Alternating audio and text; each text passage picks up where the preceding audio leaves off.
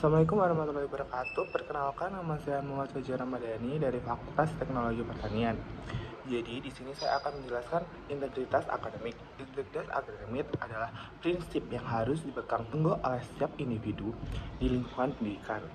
Integritas akademik mencakup kejujuran, keadilan, dan tanggung jawab dalam semua aspek kegiatan akademik, seperti membuat tugas, ujian, dan ikut kegiatan-kegiatan seperti lomba dan lain sebagainya.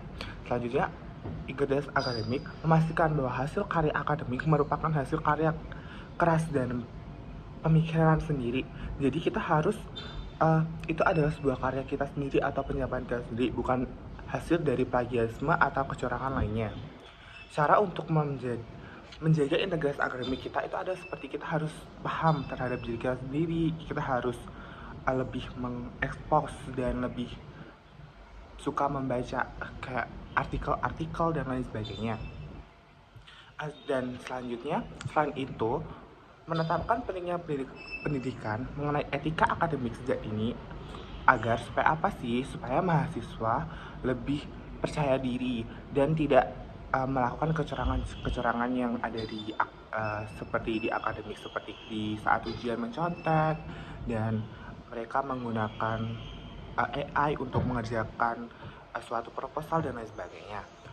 Selanjutnya, kesadaran sosial adalah kemampuan untuk memahami dan peka terhadap kondisi dan kebutuhan orang lain di sekitar kita.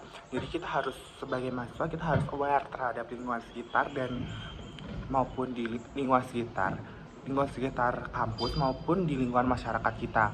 Pentingnya meningkatkan kesadaran sosial di kalangan mahasiswa dan masyarakat umum. Kesadaran sosial mencakup pemahaman mengenai isu-isu sosial seperti kemiskinan, ketidaksetaraan gender dan ketidaksetaraan secara ekonomi dan lain sebagainya, perubahan iklim, serta upaya berkomitmenan dalam mengatasi masalah-masalah tersebut.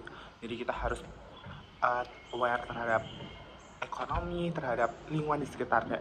Kita harus saling menjaga dan saling memahami. Misal ada teman yang kesusahan, kita harus saling membantu. Dan selanjutnya kita juga bisa ikut workshop dan kita juga ikut berorganisasi untuk lebih peka terhadap lingkungan sekitar. Kita juga untuk mengasah soft skill dan kita harus bisa berkomunikasi dengan baik terhadap hal-hal tersebut. Selanjutnya kita harus juga saling toleransi. Apa sih soal toleransi tersebut? Toleransi itu adalah sikap menghargai perbedaan, baik itu perbedaan budaya, agama, suku, dan pandangan hidup. Di Indonesia kan banyak sekali suku-suku yang ada di Indonesia dari Sabang sampai Merauke, dan kita harus saling menghargai satu sama lain. Tidak ada ras kulit putih ataupun kulit hitam, itu kita harus menyamakan rata. Dan kita bukan hanya itu saja, di UGM sendiri juga terdapat beberapa negara yang ada di UGM. Kita harus juga saling toleransi kalau mereka itu bahasa kita juga berbeda, dan kita harus saling menghargai dan saling toleransi.